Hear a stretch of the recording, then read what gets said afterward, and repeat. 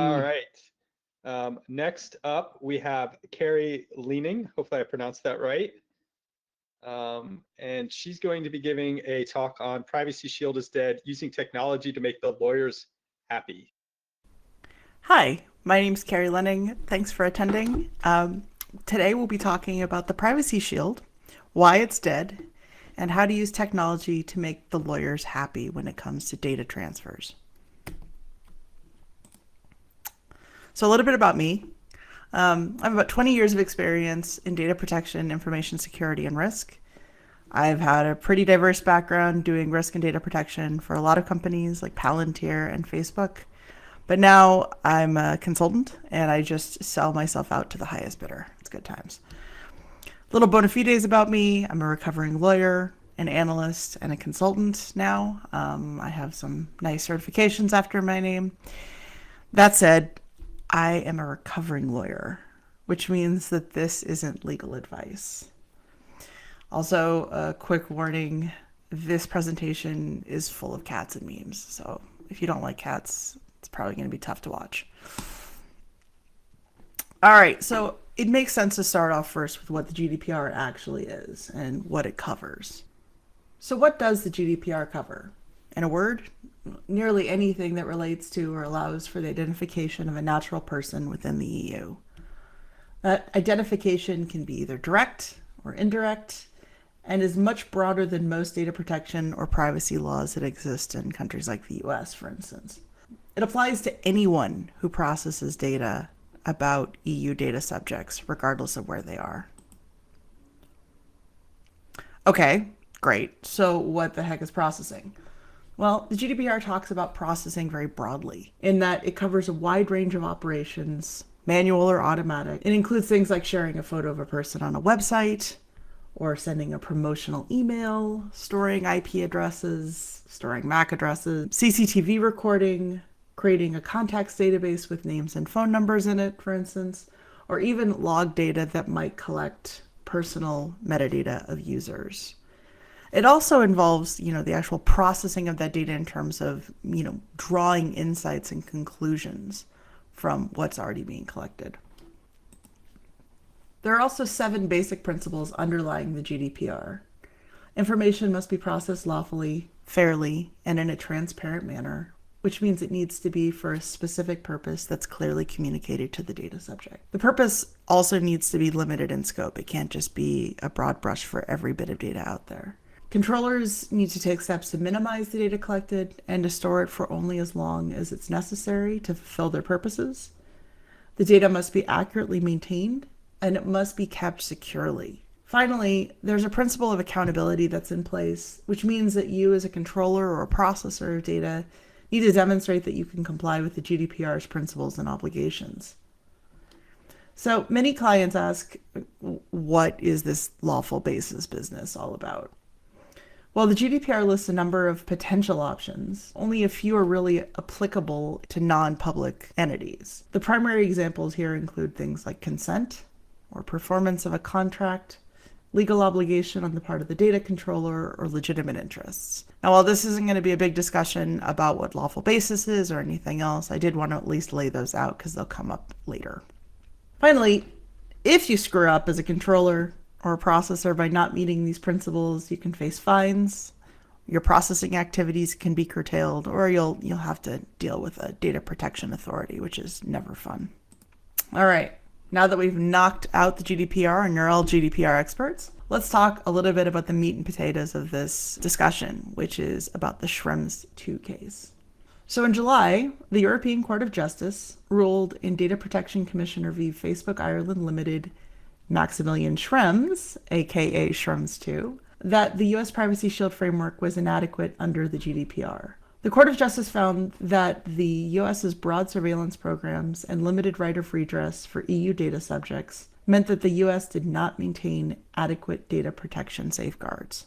They also put into doubt whether other mechanisms for transferring EU data, things like standard contractual clauses and binding corporate rules, would also be adequate when it comes to transferring to the United States. So just a quick note on adequacy. Just like I mentioned the fairness rules earlier and also the lawfulness of processing. There are also rules governing how data can be transferred between EU and non-EU data controllers and processors. One key concept here is that countries that receive the data from the EU have adequate legal safeguards that are in place to protect data subject rights and enforce obligations on the controllers and processors of the data. And roughly, that means they need to be equivalent to the GDPR. So while there's some countries out there, like Switzerland and New Zealand and Japan, that already have formal adequacy decisions that have been in place, a lot of countries don't. In fact, the vast majority don't. And so to get around that, the drafters of the GDPR carved out a number of other mechanisms that organizations can use to meet or demonstrate adequacy. For example, standard contractual clauses can be used, binding corporate rules between organizations, and then there's this concept of derogations. And up until Schrems 2, there was also the Privacy Shield. So that one's gone. All right. So beyond invalidating Privacy Shield, what actually happened? Well, the court also laid out a number of additional hurdles that data exporters need to jump prior to transferring data outside of the EU to, quote, inadequate regimes or locales. Specifically, the court said that exporters now are required to, quote, verify prior to any transfer whether the level of protection in place required by EU law is respected in the third country concerned, and also whether the data importer can itself meet the obligations to protect personal data. If an importer can't legally comply with the contractual clauses, the parties need to potentially apply other safeguards and supplementary measures, or they may be able to seek a derogation under Article 49. Otherwise, the transfers need to cease. They just need to stop altogether, and any data that's already been transferred must be returned or destroyed. If a data exporter continues transferring data, it needs to notify their data protection authority immediately. And then the data protection authority has the fun task of actually telling them they need to stop their transfer, basically. Now, some data importers, particularly those located in the US, China and Russia and other heavy surveillance regimes, will be hard-pressed to demonstrate that they can abide by the contractual clause obligations in practice, especially if they're already targets of government surveillance. But it's important to understand that this new standard applies to any transfer of personal data, regardless of whatever country you're going to, which in practice means that it probably applies to any transfer. What's really interesting here is that under the existing standard contractual clause framework and even the new revisions to standard contractual clauses, data exporters already have an affirmative duty to actually read the damn contract. They just haven't been. So really the byproduct of Schrems is that everybody needs to read the contract for a change, and they can't just ignore it like they usually do. Okay, now what? Can we still do data transfers? The answer is kinda. So I have a few questions and some hopeful answers here based on some of the details that have emerged both from the court's ruling and subsequent decisions by various regulators and the European Data Protection Board. The first question, of course, is can we still transfer data to the US? So as the court stated, if the law in the importing country is inadequate, that means no data transfer for you, basically, unless you can find another way to ensure that adequacy can be maintained.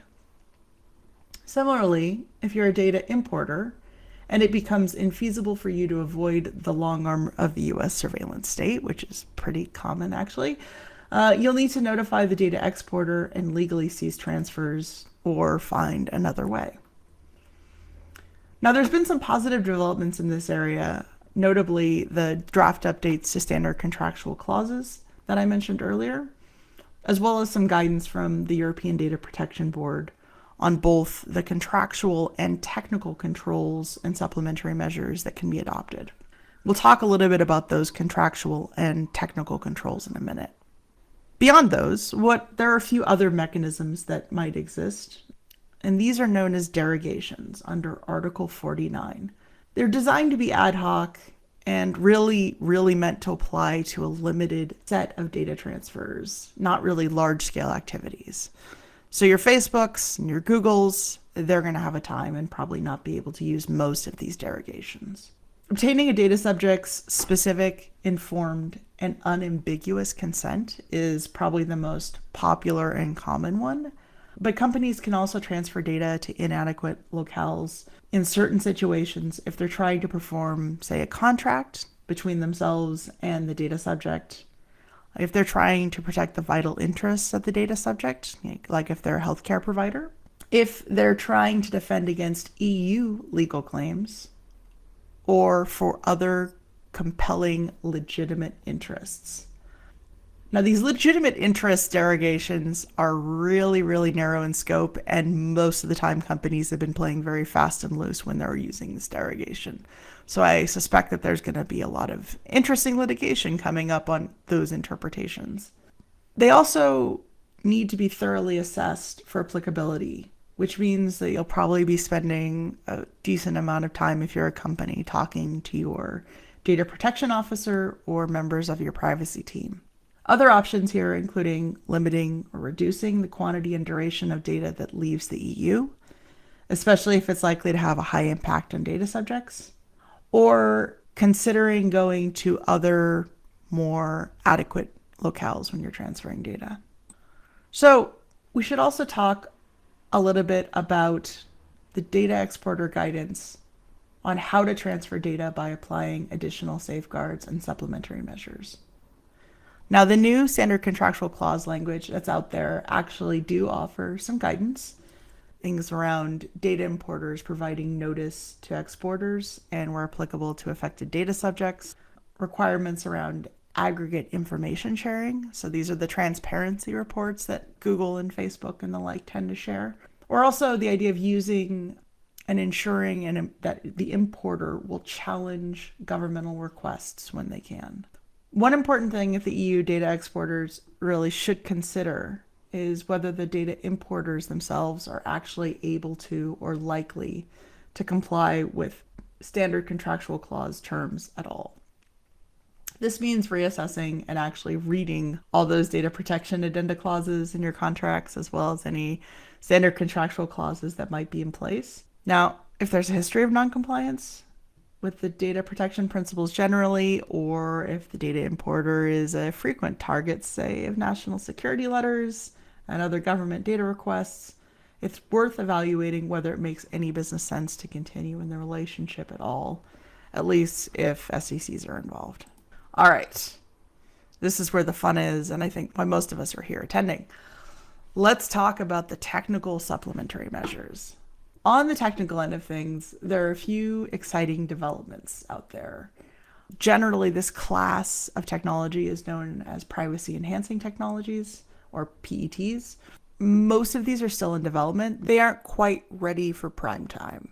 They take a lot of resources, a lot of time commitments, and don't always scale to all practical business purposes. But what's really exciting about the follow-on of the Schrems decision and our general interest in privacy is that these tools are really in active development, and a lot of really big heavy hitters are working on them. I think the first most prominent privacy enhancing technology is one we're all pretty familiar with, and that's encryption. Now, encryption obviously isn't new, but what we're really talking about here is fully end-to-end encryption over secure channels, especially when the keys are not made available to the data importer.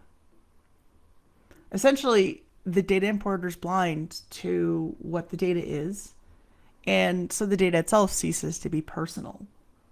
The importer also has no way to provide that information to, say, a US or other governmental entity who comes a-calling. Now, the downside here is pretty obvious. It's that while it's great if you're just storing personal data and not doing anything with it, there's nothing that can really be done to the data. There's no processing that can really occur. So it's not really a realistic option for the vast majority of use cases.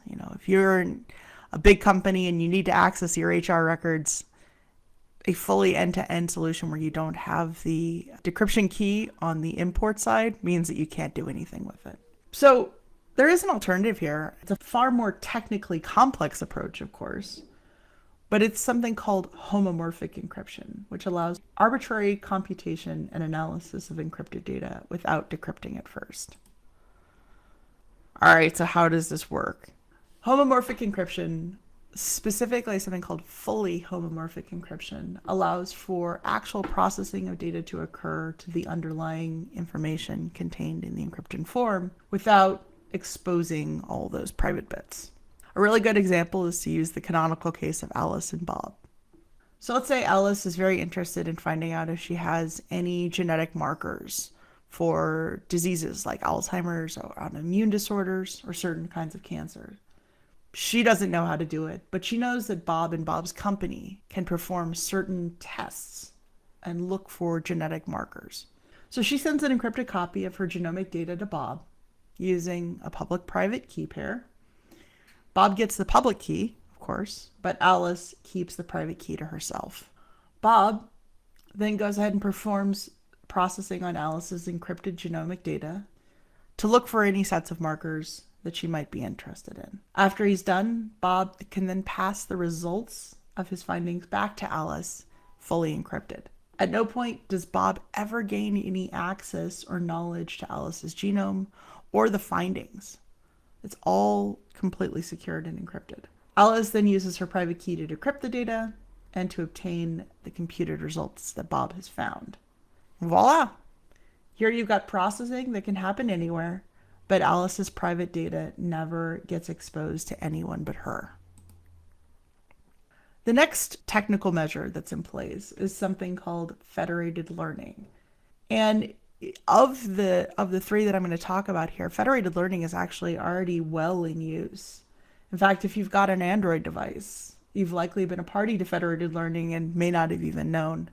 With federated learning, sometimes what's known as collaborative machine learning, local machines like your phone or your personal computer train a shared prediction model with their local data on the device. The data itself is never shared, but instead a summary of the learnings are. These results are averaged with other user updates to provide improved models, and then those models are reshared with the local machines for future training. Now, I'll profess, this came from the Wikipedia page, but I was going to slap on cat pictures, but my Photoshop skills kind of suck. Also, I kind of procrastinated on this a little bit. Here's how it actually works, though.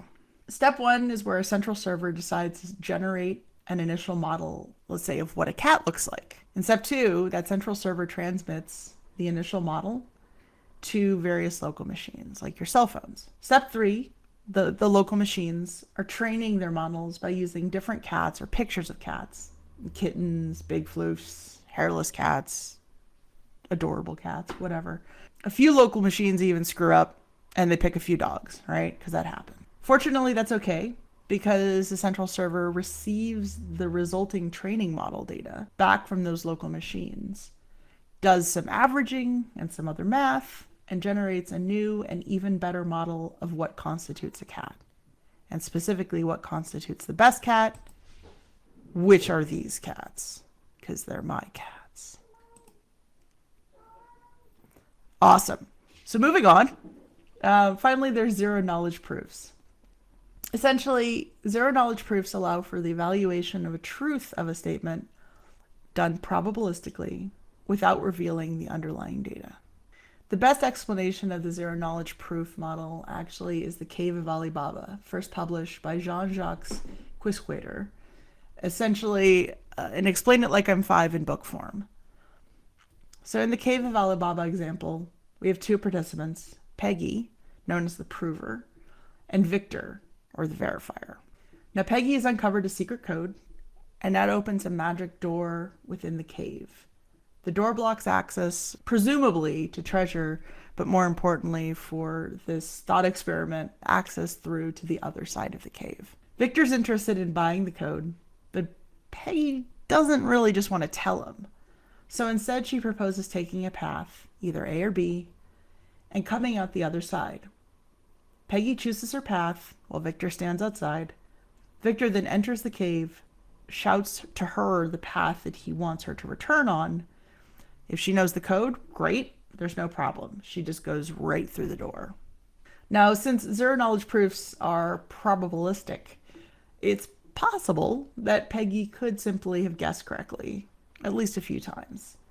And she could always come back along Victor's desired route by just picking the route correctly the first time. But if you do this many times in a row, her chance of successfully anticipating Victor's requests become vanishingly small.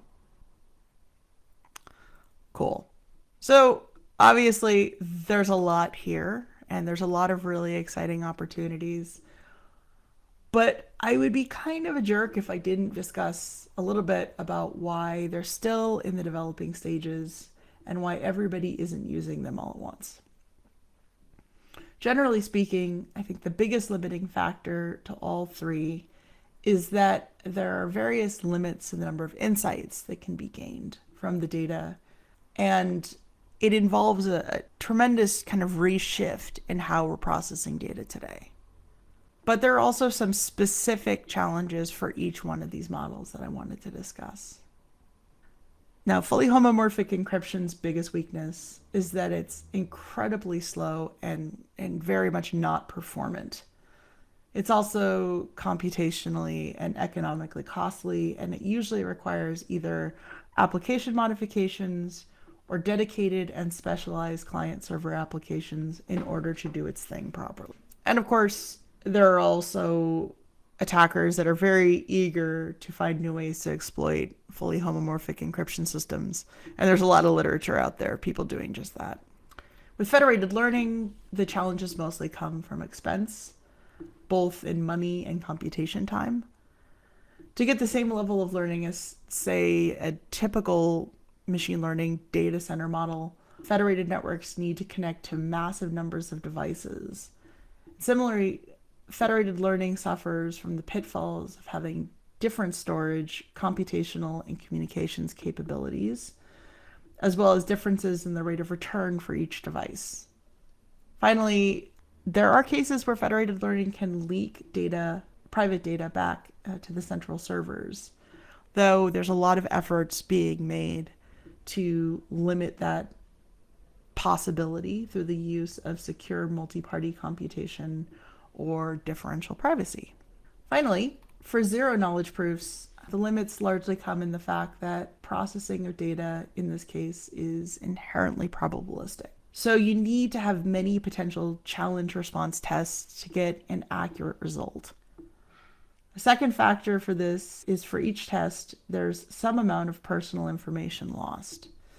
For example, if you're using ZKP to identify a person's age, it's possible with enough data points to be able to derive use cases or use information about the individual. Finally, there's currently a limited number of examples outside of some thought experiments and some numbers-based situations where zero-knowledge proofs can be employed practically. So, I don't want to leave everyone on a downer note. I thought I'd briefly touch on some of the exciting advances that companies are making with all these various technology solutions. So first up is FHE, or fully homomorphic encryption. So FHE has a lot of promise in the open source sector where there's a lot of big hitters like Microsoft and Google and IBM, and they're releasing lots of libraries out there to play with. But in terms of practical uses, perhaps the most promising are efforts from the security firm Inveil, who are using FHE for searches, for analytics, and even machine learning. They're a bit cryptic, almost a little bit like Palantir, like my old employer, with regard to the important stuff, like how they're able to do it. But they do have contracts with some government and private sector organizations to aid in the supply chain and handle compliance and risk. As I mentioned earlier, federated learning is by far the most developed of the bunch when it comes to practical application. And companies like Google have been using it for a few years now. One clear case beyond the cat image analysis example that I used is the use of FL for mobile keyboard prediction.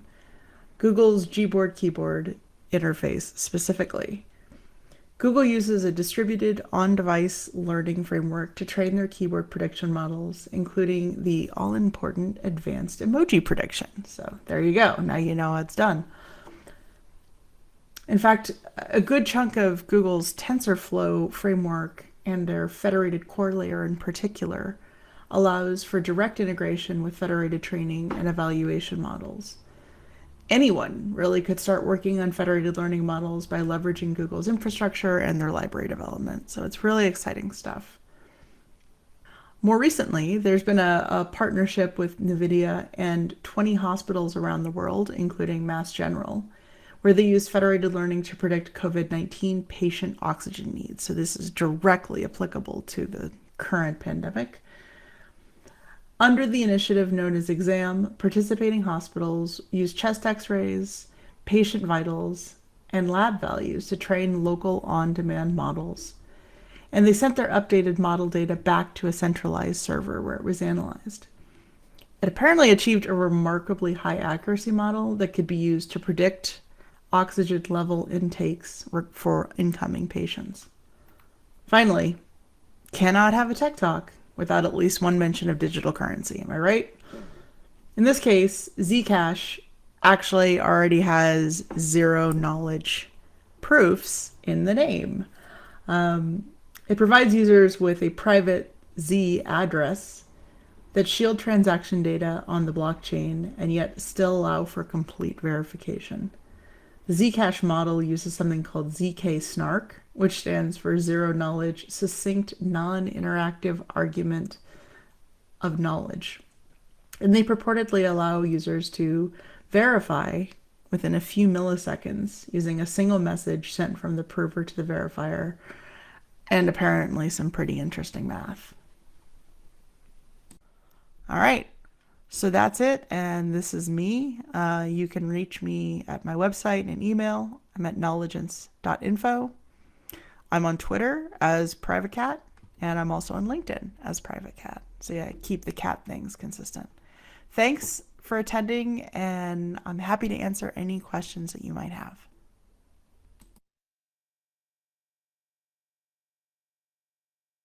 There we go. All right. Nope, I stopped it prematurely. She asked me to, oh, there we go. Carey is joining us. You're on mute.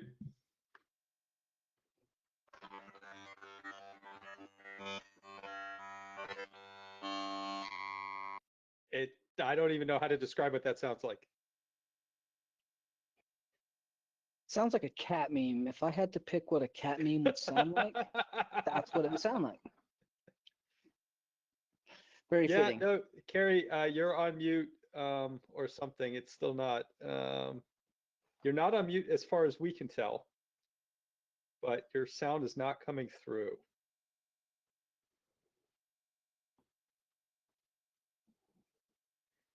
With that was definitely a great presentation. Minus any hiccups. That was super intuitive from things I actually didn't know. Does this sound better? There we go. That sounds perfect. We love it. Bitchin'. All right. Yeah. So that was fun. Sorry about that. I actually did do a whole bunch of editing, and then of course,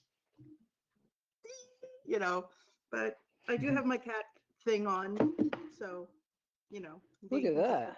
Wait, where's the cat thing? I missed it. Oh, I have cat ears, and it also says. Can we get a picture with the cat ears? Yes. Let me see if I mean, can put you're it. talking to the guy who has unicorn ears. Yes. Well, that's why I put this on. Awesome. I put this on entirely because I saw your unicorn thing, and I'm like, here you go. I gotta be responsive, I love it. And also, That's awesome. It couldn't go any more wronger than whatever that was. So sorry about that. Anyway, so I thank you guys for having me present. I did enjoy doing the talk.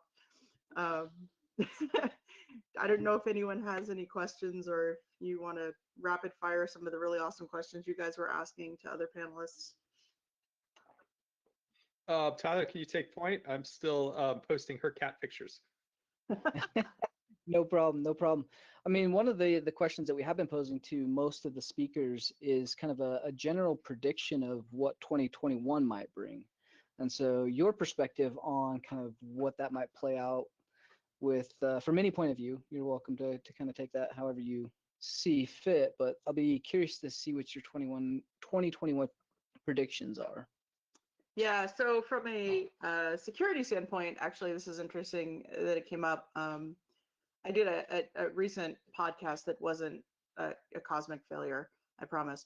And we were talking with another colleague about how, you know, library vulnerabilities, like open source and even, you know, existing code-based library vulnerabilities are going to be even more present, you know, partly through these various supply chain attacks, because those are going to definitely increase. I mean, I think SolarWinds is a precursor of what we're going to see a lot more of.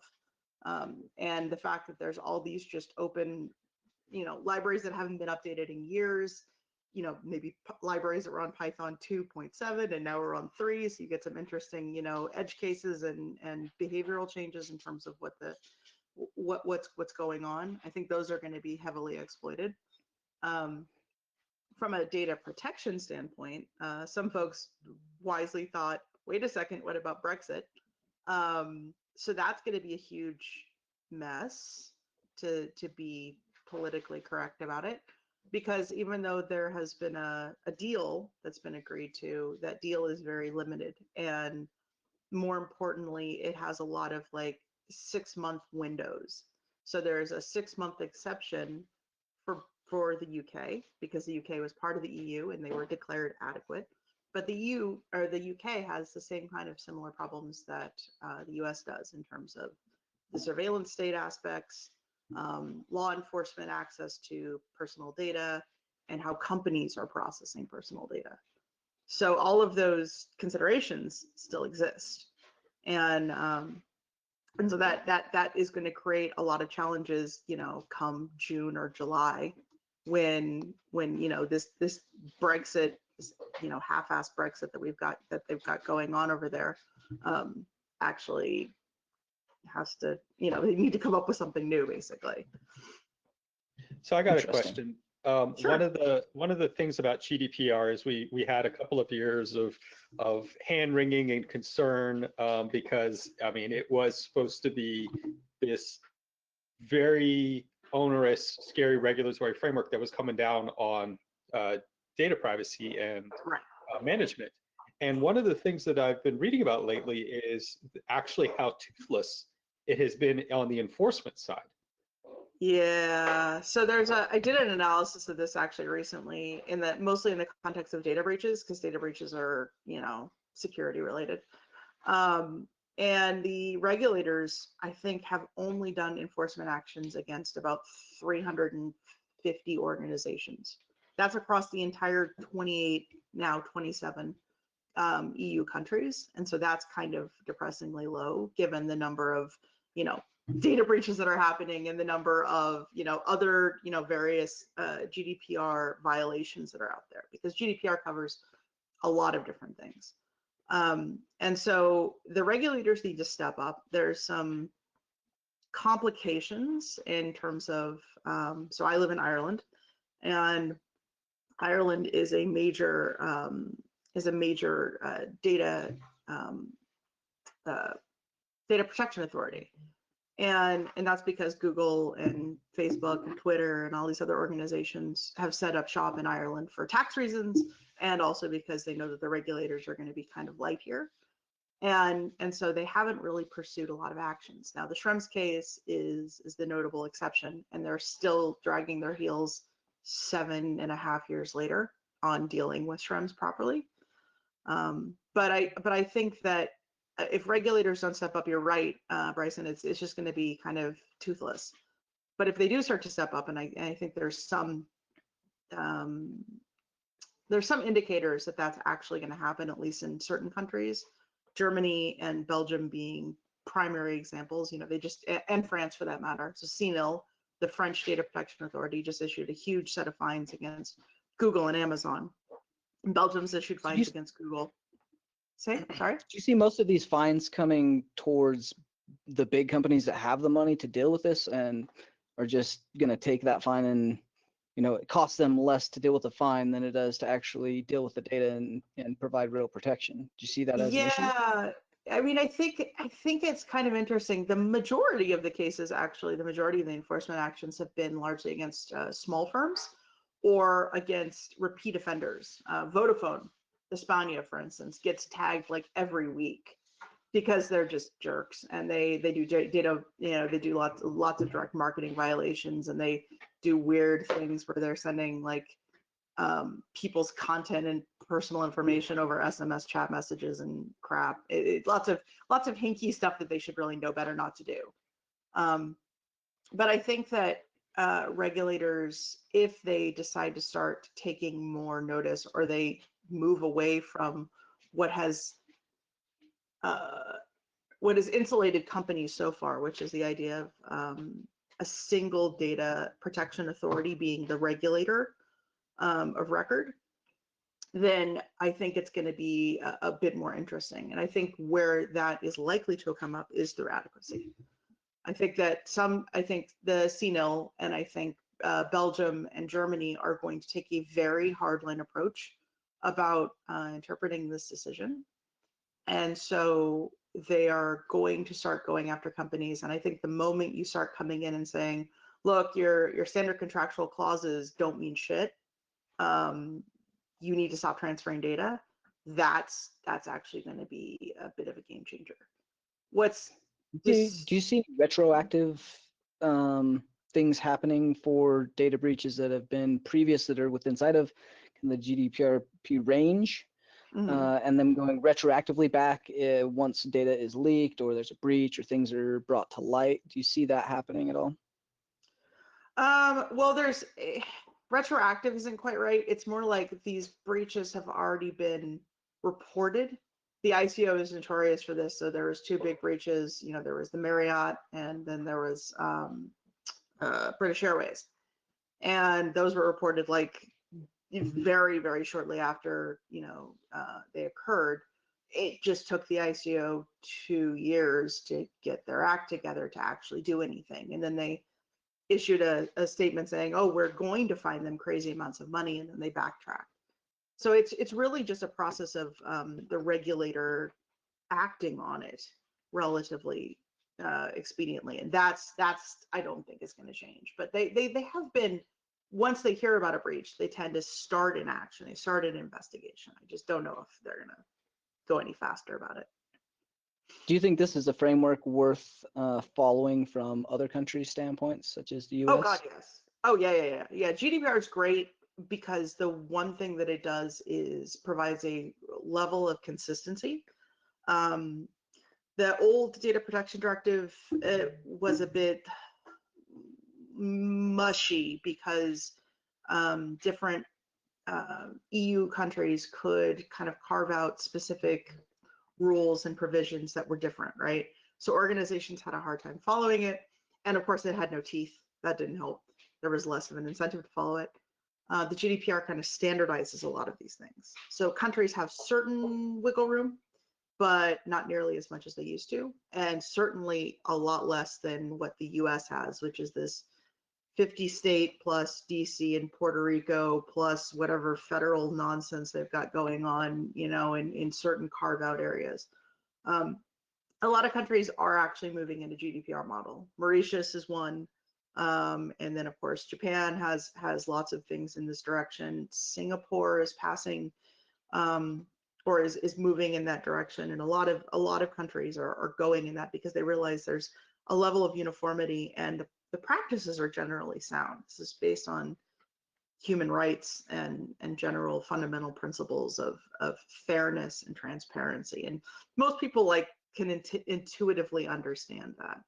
It gets dodgy when it comes to some technical enforcement aspects, and that part of the GDPR needs some good technologists to sit down with them and actually explain what these different, technological solutions might be. Because right now, literally, the GDPR only talks about pseudonymization, anonymization, and encryption. So not so much. So you have access right now to about 700 technologists and potentially more who are going to watch all of this stuff afterward. Cool. How do they get involved to help those folks? Right. Oh, that's a good question. So there are a lot of various working groups out there on the EU side. The European Data Protection Board and the European Data Protection Working Group, I think, is the other one. Forgive me, I can send you the links, all the different things. But the UN, there's also the UN data, digital rights groups and things like that. And you can kind of get involved in that direction. If you're in Europe, you can, start to actually submit complaints to your various regulators. We try that in Ireland a lot, and sometimes it works, and a lot of times it doesn't. But other than that, I think the bigger solution, and what I would love to see more people doing, is a lot of these things like federated learning and homomorphic encryption. This is open source. Like, guys, you could be developing on this stuff. How cool would it be if we actually start getting a bunch of really smart people to get around and get in a room together and start going, all right, let's fix this shit. Like, it's been in existence, some of these things, for like 20 years. It's just, it hasn't had as much love as it really should have.